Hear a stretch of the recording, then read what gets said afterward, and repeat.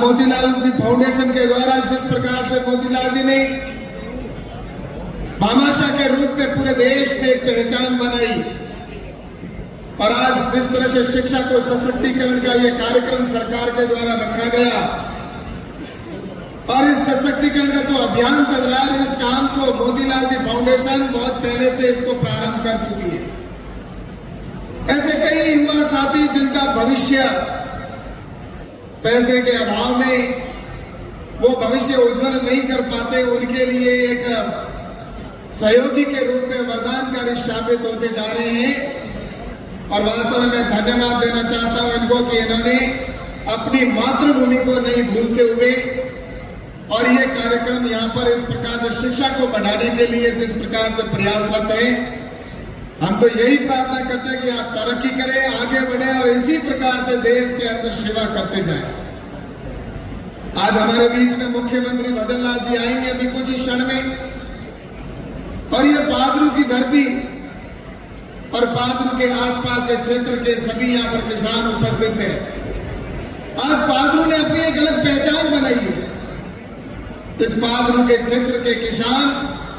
और यहाँ का अनार आज सिर्फ इस हिंदुस्तान में ही नहीं, पूरे दुनिया के अंदर इस पादरू के अनार की पहचान बनी है और उसको लेकर आज एक्सपोर्ट भी यहाँ से किया जा रहा है। तो मुझे निश्चित रूप से इस अवसर पर कहना है कि जिस प्रकार से हमारे मुख्यमंत्री भजन लाल जी और हमारे प्रधानमंत्री आदरणीय नरेंद्र मोदी जी ने जिस प्रकार से किसानों के ऊपर ध्यान दिया, और आपने देखा होगा कि प्रधानमंत्री जी की नजर में तो सिर्फ 4 ही जातियां हैं और वो 4 जातियां देश के कल्याण में और भारत को विकसित कराने में बहुत बड़ी भूमिका निभाने वाले हैं। जब भारत विकसित बनेगा तो उसमें जो 4 महत्वपूर्ण जाति है उसमें से एक है युवा और एक है जाति महिला और तीसरी है किसान और चौथी है गरीब किसान, महिला और युवा का जब उत्थान होगा तो ये निश्चित रूप से भारत दुनिया के सबसे अग्रणी प्रदेशों में और दुनिया का सबसे ताकतवर देश और अर्थ विकसित भारत बनेगा। वरना आज दिन तक तो हम सिर्फ यही सुनते आए थे कि भारत विकासशील है, यानी कि भारत विकासशील है, आखिर कभी तो विकसित बनेगा। इस देश की आजादी को 75 साल हो गए, लेकिन कभी किसी ने विकसित भारत की कल्पना न विकसित भारत की बात की। लेकिन विकसित भारत की बात करके उसको आगे बढ़ाने का काम अगर कर रहे हैं तो प्रधानमंत्री आदरणीय नरेंद्र मोदी जी कर रहे हैं। आपने देखा होगा यहाँ से भारतमाला की सड़क जाती है, अगर यहाँ से बीकानेर जाना होता था तो हमें कम से कम तो ये पादरू से 7 घंटे 8 घंटे हमें लग जाते थे, और आज इस हाईवे से अगर हम चढ़ते हैं तो 3 घंटे के अंदर हम बीकानेर पहुंच जाते हैं। इसी प्रकार से चाहे इधर अहमदाबाद जाना हो, चाहे इधर जयपुर जाना हो, चाहे हमें देश के किसी भी कोने में जाना हो। अभी आपने कुछ ही समय पहले प्रयागराज के अंदर महाकुंभ हुआ था, उस समय देश के कोने कोने से लोग महाकुंभ के अंदर पहुंचे थे और उन्होंने देखा होगा कि कितनी अच्छी शानदार सड़कें बनी हुई थी, किस प्रकार की सड़कों की रेलों की व्यवस्था थी, किस प्रकार से नई नई बुलेट ट्रेनें जिस प्रकार से आगे आने वाले समय में आएगी, वंदे भारत जैसी ट्रेनें आई हाई स्पीड की। देश के विभिन्न कोनों के अंदर एयरपोर्ट बनाए जा रहे हैं ताकि देश गति के साथ आगे बढ़े। ये निश्चित रूप से देश आने वाले समय में गति के साथ आगे बढ़ेगा, विकसित भारत होगा। और उसके अंदर अगर भारत विकसित और उसमें कोई व्यक्ति गरीब रह जाए तो विकसित भारत नहीं कहलाया जाएगा। इसीलिए नरेंद्र मोदी जी ने गरीब के कल्याण की योजनाएं बनाई। गरीब कल्याण की योजना की अगर बात करते हैं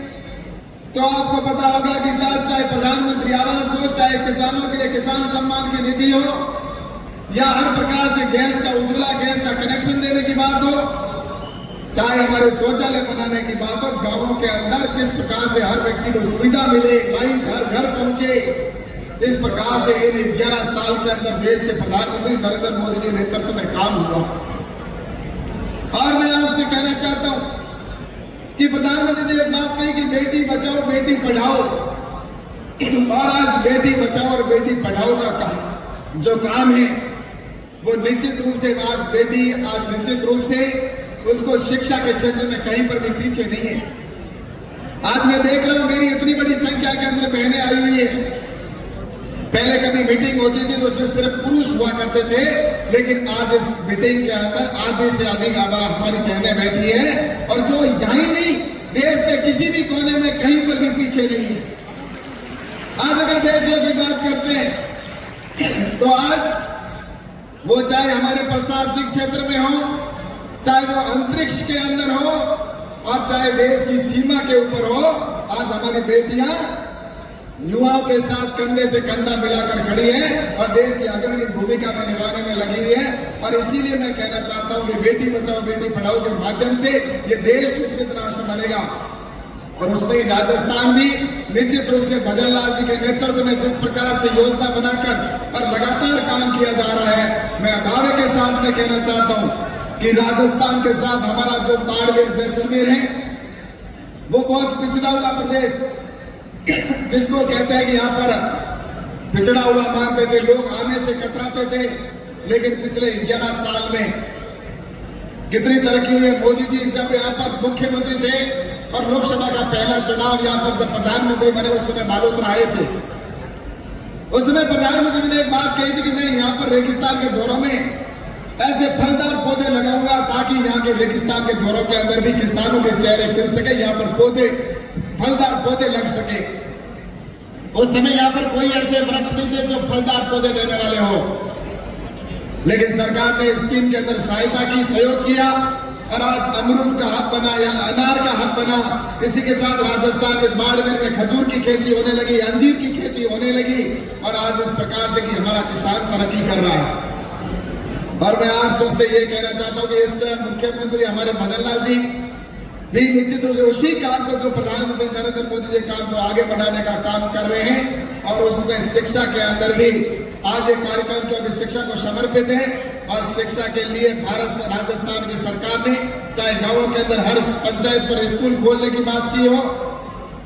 या हर पंचायत पर जिस पर हायर सेकेंडरी स्कूलें खुली, तो पहले पंचायत अगर 10-8 स्कूलें भैरव सिंह जी ने खोली, और उसके बाद वसुंधरा राजे जी की सरकार आई जिन्होंने हर पंचायत में 10वीं स्कूल की, और उसके बाद में वापस हमारी सरकार जब बनी तो हर पंचायत में 12वीं स्कूल करने का काम किया। तो ये जो जिस प्रकार से आज पंचायत हमारे कॉलेजें खोली जा रही है, शिक्षा को बढ़ावा दिया जा रहा है, तो ये समर्पित कार्यक्रम में आप सबसे आग्रह करूंगा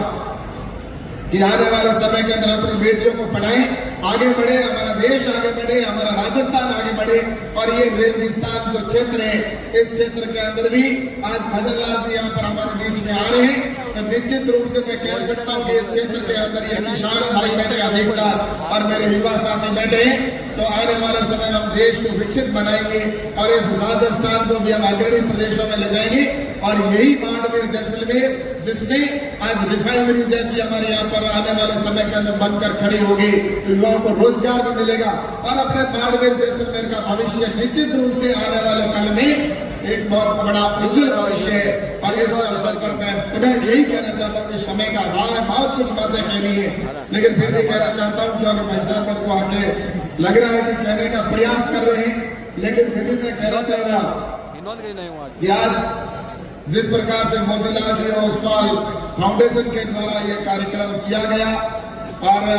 मैं बहुत बहुत धन्यवाद देना चाहता हूँ, उनको बधाई दूंगा, पूरे परिवार को बधाई दूंगा कि इसी प्रकार से आप निश्चित रूप से आगे हमारे क्षेत्र के लोगों के लिए और इस देश के अंदर भामाशाह के रूप में अपनी पहचान बनाकर सेवा का कार्य करते जाएं, और हमारा देश भी आगे बढ़ेगा, हमारा भारत भी विकसित बनेगा। और ये बात प्रधानमंत्री ने इसीलिए शायद कही है कि सबका साथ, सबका विकास, सबका विश्वास और सभी का प्रयास, और सभी के प्रयासों से देश आगे बढ़ेगा। और इसका सीधा सा उदाहरण है, आज हमारी सीमाएं सुरक्षित है, आज विदेश के अंदर हमारा देश मजबूत है। आज कभी हमारा पाकिस्तान यहाँ पर जिस प्रकार से पाकिस्तान है, वो पाकिस्तान यहाँ पर आकर धमकियां देता था, आतंकवादी हमले करते थे, लेकिन अब आपने देखा होगा कि इस पाकिस्तान के अंदर जिस प्रकार से उन्होंने आतंकवादी हमले किए और उसका ईंट का जवाब अपने पत्थर से दिया और घर में घुसकर मारने का काम किया।